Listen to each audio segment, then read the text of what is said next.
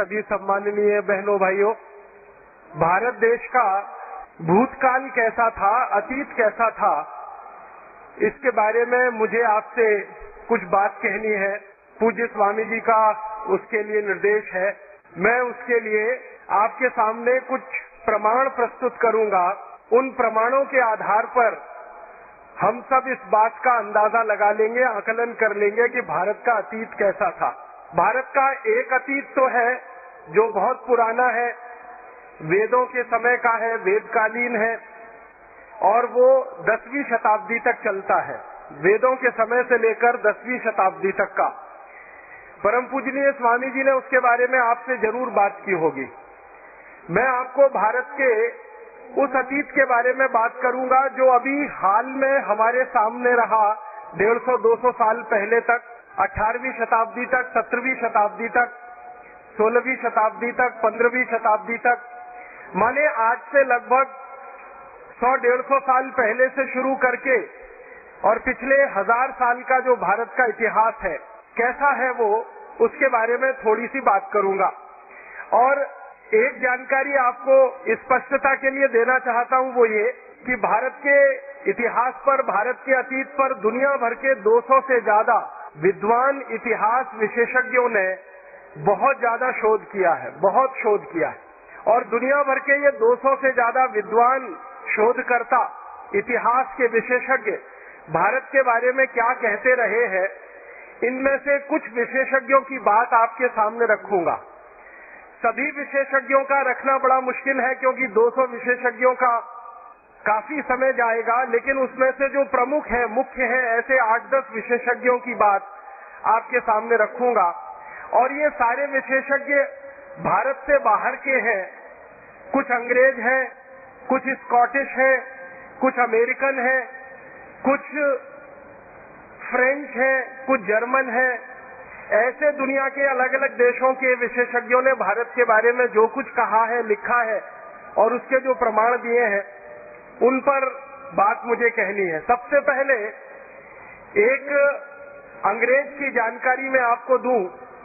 उसका नाम है थॉमस बेव मैकॉले, टीबी मैकॉले जिसको हम कहते हैं। ये भारत में आया, करीब 17 वर्ष इस देश में रहा। सबसे ज्यादा जो अंग्रेज अधिकारी इस भारत में रहे, उनमें से उसकी गिनती होती है मैकॉले की।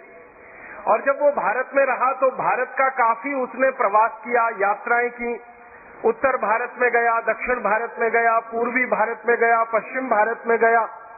और अपने 17 साल के भारत के प्रवास के बाद वो इंग्लैंड गया और इंग्लैंड की पार्लियामेंट में, हाउस ऑफ कॉमन्स में उसने एक लंबा भाषण दिया। उस भाषण का थोड़ा सा अंश परम पूजनीय स्वामी जी द्वारा लिखित जो पुस्तक है शंखनाद, उसमें आप पढ़ सकते हैं। और वो अंश है, वो ये कह रहा है ब्रिटिश पार्लियामेंट के हाउस ऑफ कॉमन्स में, I have travelled length and breadth of this country India, but I have never seen a beggar and thief in this country India. इसका मतलब क्या है? वो ये कह रहा है कि मैं संपूर्ण भारत में प्रवास कर चुका हूं, उत्तर से दक्षिण, पूरब से पश्चिम में मैं जा चुका हूं, लेकिन मैंने कभी भी अपनी आंखों से भारत में एक भी व्यक्ति ऐसा नहीं देखा जो चोर हो, एक भी व्यक्ति ऐसा नहीं देखा जो बेरोजगार हो, एक भी व्यक्ति मैंने ऐसा नहीं देखा जो गरीब हो। ये बात आप ध्यान दीजिएगा, वो 2 फरवरी सन 1835 को कह रहा है। माने आज से अगर हम ये जोड़ेंगे तो लगभग 160-170 साल पहले वो ये बोल रहा है कि एक भी व्यक्ति भारत में गरीब नहीं है, बेरोजगार नहीं है, चोर नहीं है। वो ये कह रहा है। इसका माने भारत में गरीबी नहीं थी, बेरोजगारी नहीं थी, और चोरी कोई क्यों करेगा जब कोई गरीब नहीं है, बेरोजगार नहीं है। फिर आगे के वाक्य में वो और बड़ी बात कह रहा है। वो कह रहा है, I have seen such wealth in this country India that we can not imagine to conquer this country India. वो कहता है कि भारत में इतना धन और इतनी संपत्ति और इतना वैभव मैंने देखा है कि इन भारतवासियों को गुलाम बनाना बहुत मुश्किल काम है, ये आसान नहीं है। क्यों? वो खुद कहता है कि जो लोग बहुत पैसे वाले होते हैं, समृद्धशाली होते हैं, बहुत अमीर होते हैं, वो लोग जल्दी किसी के गुलाम नहीं होते। इसलिए भारतवासी हमारे गुलाम हो जाएंगे, ये मुझे बहुत मुश्किल लगता है। और फिर अगले भाषण में वो बहुत लंबी बात कहता है भारत की शिक्षा, भारत की संस्कृति, भारत की सभ्यता के बारे में। मैं उस बात को आगे नहीं ले जाना चाहता, सिर्फ प्रमाण के रूप में 2 फरवरी 1835 को दिए गए उसके भाषण के ये 2-3 वाक्य हैं जो हमारे ध्यान में आने चाहिए कि भारत में एक अंग्रेज घूम रहा है और कह रहा है कहीं गरीब नहीं है, कोई बेरोजगार नहीं है, किसी को चोरी करने की भारत में जरूरत नहीं है। इसका माने भारत कुछ काफी समृद्धशाली देश है। फिर इसी भाषण के अंत में मैकॉले एक वाक्य और कहता है, उसको मैं सीधे सुनाता हूँ। वो कहता है कि भारत में जिस व्यक्ति के घर में भी मैं कभी गया तो मैंने देखा कि वहाँ सोने के सिक्कों का ढेर ऐसे लगा रहता है जैसे कि चने का या गेहूं का ढेर किसानों के घरों में रखा जाता है। माने सामान्य घरों से लेकर विशिष्ट घरों तक सबके पास सोने के सिक्के इतनी अधिक मात्रा में होते हैं कि वो ढेर लगाकर उन सिक्कों को रखते हैं। और वो कह रहा है कि भारतवासी कभी इन सिक्कों को गिन नहीं पाते क्योंकि गिनने की फुर्सत नहीं होती है, इसलिए वो तराजू में तौल कर रखते हैं। किसी के घर में 100 किलो सोना होता है, किसी के घर में 200 किलो होता है, किसी के घर में 500 किलो होता है। इस तरह से सोने का हमारे भारत के घरों में भंडार भरा हुआ है। ये एक प्रमाण मैकॉले का भाषण ब्रिटेन की संसद में 2 फरवरी 1835 को। इसके बाद इससे भी बड़ा एक दूसरा प्रमाण मैं आपको देता हूँ। एक अंग्रेज इतिहासकार हुआ, उसका नाम है विलियम डिग्बी। ये बहुत बड़ा इतिहासकार माना जाता है इंग्लैंड में। अंग्रेज लोग इसकी बहुत इज्जत करते हैं, इसका बहुत सम्मान करते हैं। और न सिर्फ अंग्रेज इसका सम्मान करते हैं, इज्जत करते हैं, बल्कि यूरोप के सभी देशों में विलियम डिग्बी का बहुत सम्मान है, बहुत इज्जत है। अमेरिका में भी इसकी बहुत सम्मान और बहुत इज्जत है। कारण क्या है? विलियम डिग्बी के बारे में कहा जाता है कि वो बिना प्रमाण के कोई बात नहीं कहता और बिना दस्तावेज के, बिना सबूत के वो कुछ लिखता नहीं है। इसलिए इसकी इज्जत पूरे यूरोप और अमेरिका में है। वो विलियम डिग्बी भारत के बारे में एक बड़ी पुस्तक लिखा है। उस पुस्तक का एक अंश थोड़ा सा सुनाता हूँ आपको। उसने तो अंग्रेजी में लिखा है, मैं सीधे हिंदी करके बताता हूँ।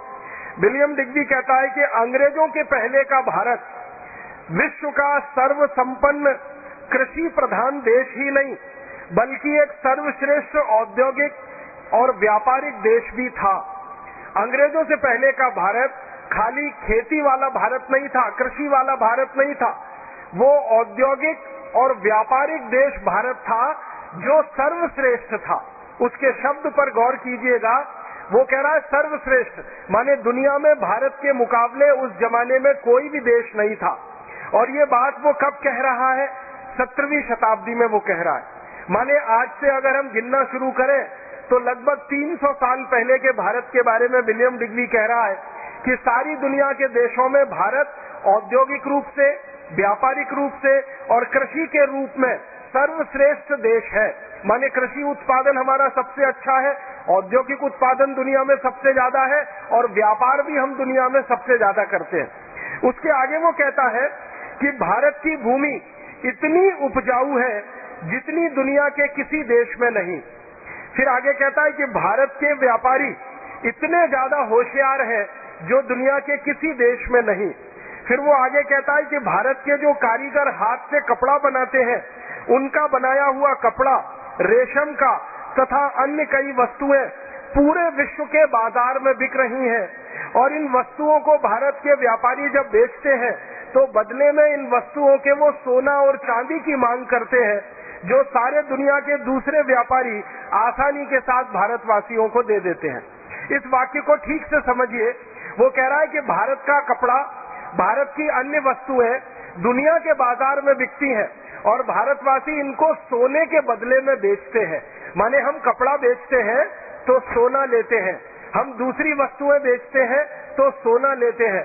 सोने के बदले में ही भारत के व्यापारी इन वस्तुओं का विनिमय दूसरों से करते हैं क्योंकि ये वस्तुएं सर्वश्रेष्ठ हैं और दुनिया में कोई भी दूसरा देश इनको बना नहीं सकता क्योंकि इनकी कारीगरी और इनका हुनर सिर्फ भारत और भारत के ही पास है।